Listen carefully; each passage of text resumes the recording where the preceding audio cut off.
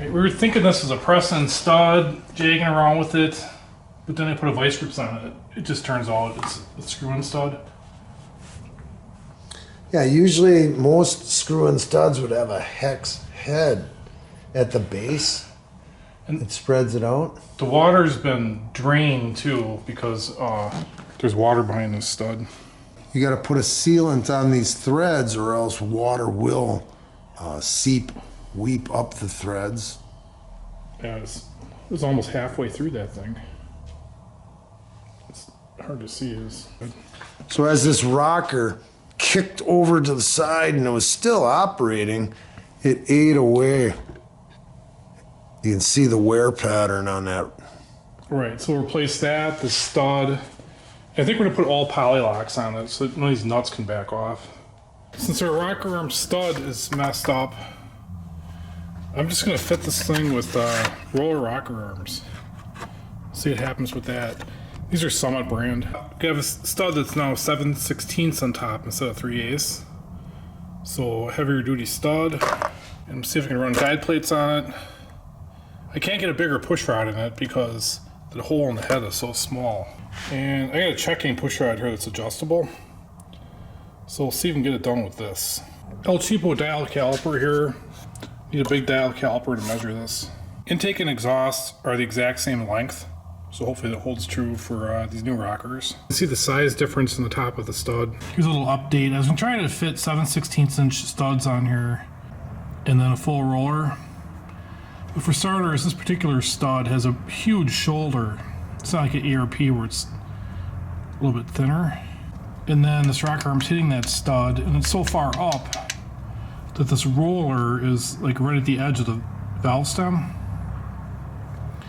So I think with this setup, you'd have to have all these pedestals machined across the board. I'm trying to fit it with a guide plate too, just to make darn sure everything stays in alignment. I mean, it's got really small push rod holes, and that's what I believe originally kept it in alignment. But the farther up you can get this guide plate, the more in alignment it will stay. So I don't think this setup's gonna work. I'm gonna send this stuff back, and I'm just gonna go back to a 3/8 inch stud on the top end.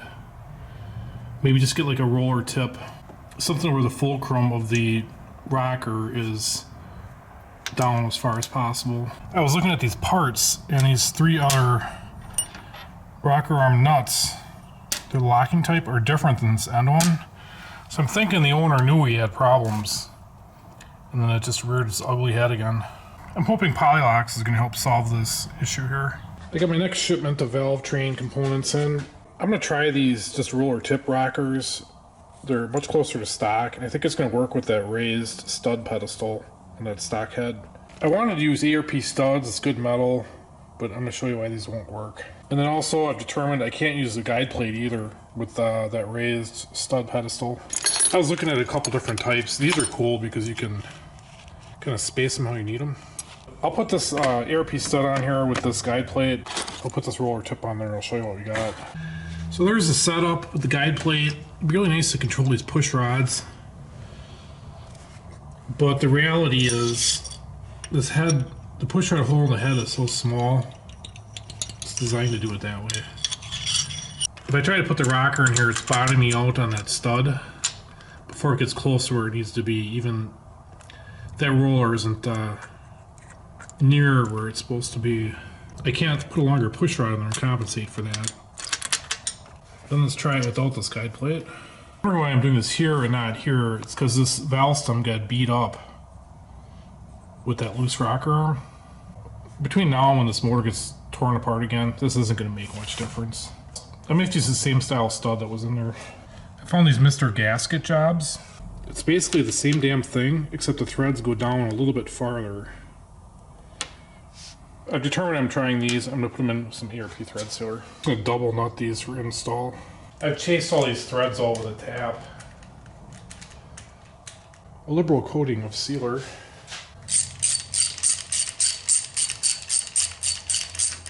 Now to unlock the nuts without loosening the stud.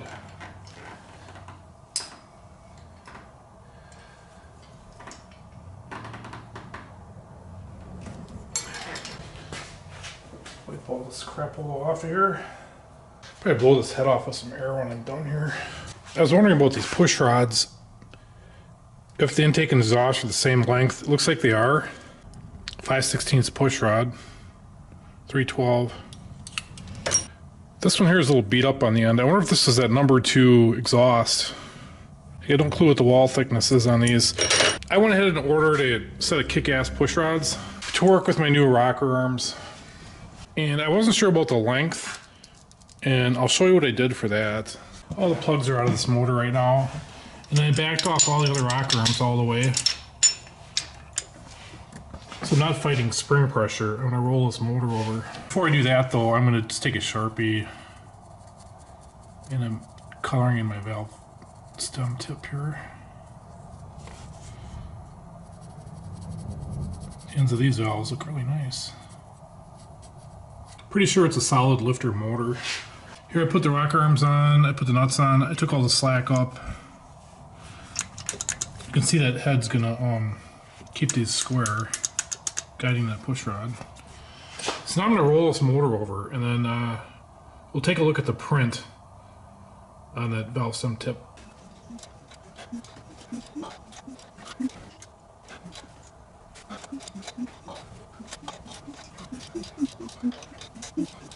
Not sure how well you can see it, but that print is dead nuts on that valve stem tip.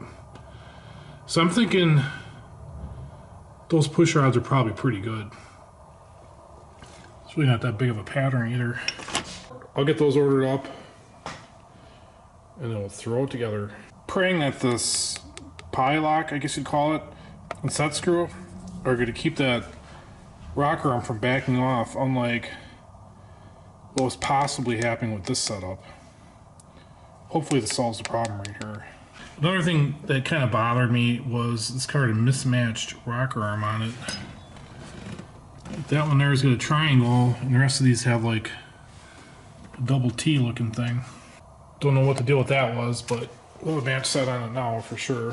You can notice the difference between a stock steel stamped rocker with this size slot and this one's designed for higher lift cams and not binding right here and snapping your stud.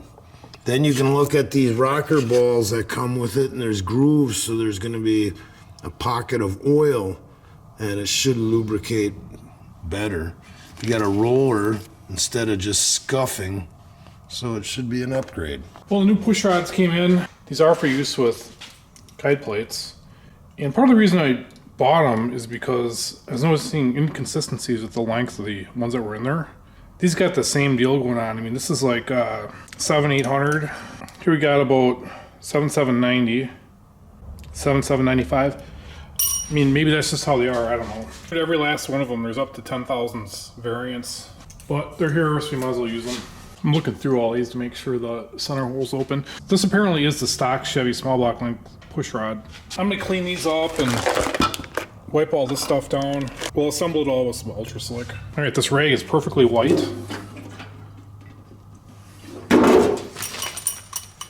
Check all the crap that comes off of this.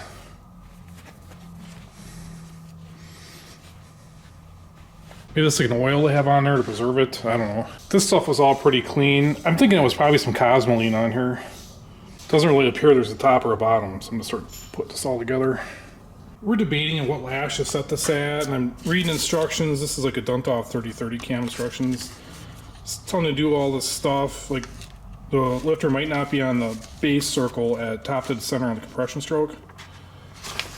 And then there's an addendum saying that it doesn't work for some of it, and what do I think of that? We're going to set up an indicator on this retainer as best we can, and we're going to find top dead center. We're going to zero lash it, and then we're going to roll around and see if this really is on the base circle at top dead center. We'll see if we can get a lift. We're going to compare that to the number 2 cylinder and then see if the lift is the same, because it's possible there's some worn parts in there. So after the intake lifted, had our finger in the spark plug hole and got it at top dead center. These are just snugged up here. All right, so it's on 0. We found base circle, and it is on the base circle at top dead center for the exhaust. So we're gonna do the same for the intake.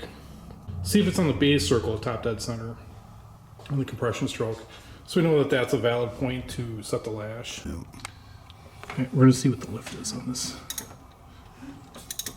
Okay, it's moving.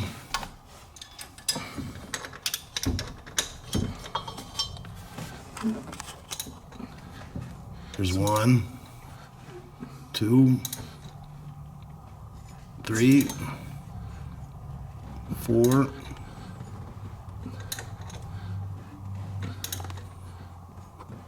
Right there. 475 lift. So we're gonna compare that lift figure to this valve here. And then we're gonna do the same for the intake here. We'll tell you what that lift is. So we did the intake. It seems to be on the base circle, top dead center. And it looks about like 475 lift as well. We're gonna have to mark this balancer in rough 90-degree increments to be able to set it this way. Otherwise I have to put a degree wheel on there, and good luck seeing that. I just put this tape on the balancer. We're gonna measure it and then divide so we know where the 90-degree points are. So we need to know where the 90-degree points are. It's a 6-inch balancer. 2 pi r is the circumference, divided by 4 should be each point. So we're just gonna make that out of some tape here. Crude timing tape. Are the tapes matching? Did you already put yours on? Yeah, it's on. Oh, I got wrinkles in mine.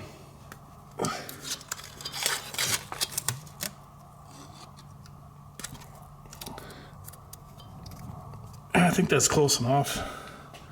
Well, we know where the bottom dead center is.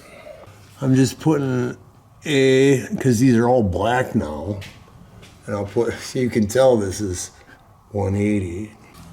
So a problem with these is, and I read this on the reviews too, is this polylock is so deep in there, you can't really get a wrench on it. So we're gonna space them up with some washers across the board, and then see if that gives us just enough to hold it while we tighten that set screw. So I got these set at 18 because we don't know what it's supposed to be. We're probably gonna do this running. Lock down the set screws. Now that the tape's on there, we're just gonna do them in order, 184, 365, 72, every 90 degrees. So we've adjusted all these at 18 thousandths, and you can see that exhaust is on lift right now. And it's still cocking off to the side because the tip of that stem is rounded. So I don't know if I should just buzz that tip flat. No. I think the reality is this head needs a new valve. It's flat. But we're just gonna run it like this and see what happens. We got oil to them all. It's kind of a cool design that oil pours right onto that roller and that valve stem tip. We got the vacuum pump on the vacuum advance. No movement, advance is junk. All right, we slapped it back together, put some water back in it, just use whatever wires we had to try to make this work. We just want to hear it run. We got our temporary fuel set up here. I don't know. We're gonna turn this ignition on and just, I'm gonna hit the bump start and see what happens. Work the throttle. All right.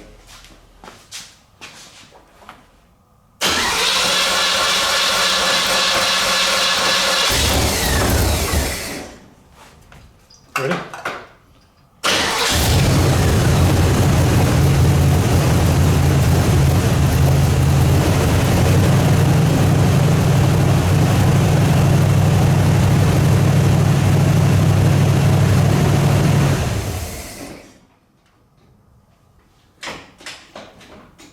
Were the wheels going around? Yeah. Yeah, every time you hit it, it's like you bump your knee into the shifter. Oh. All right, you ready?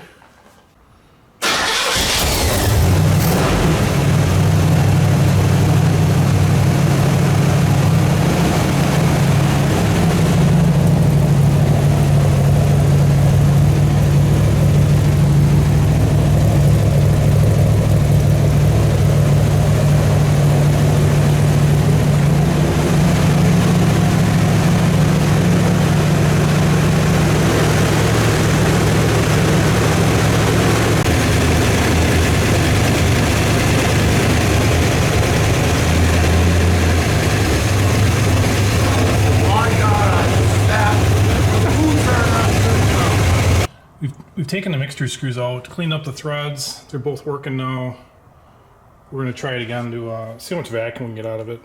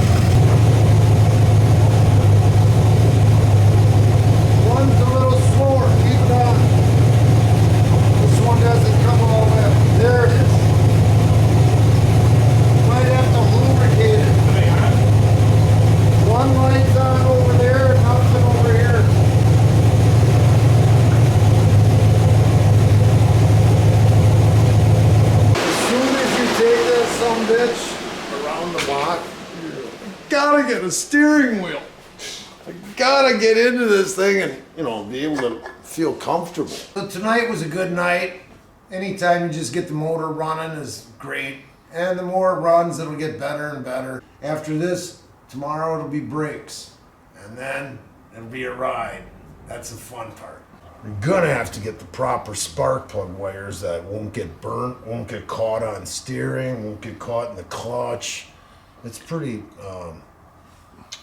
you know, important that we don't get them burnt and stuff. I don't know if you saw, but he was holding the distributor like this. He got shocked. I was holding the gauge like this, and off the center wire, I got shocked. Well, these are so old and brittle, you couldn't get the boots down. So the sparks are leaking around. I got nailed, man, across my chest. I got a kit for this too, and I'm sure cleaning that out is gonna help things out. Because we're not getting much out of that one mixture screw. And it has a hell of a lot of air blowing. When that started up and all that dust blew at me, it was like ridiculous. A lot of pull, a lot of air movement.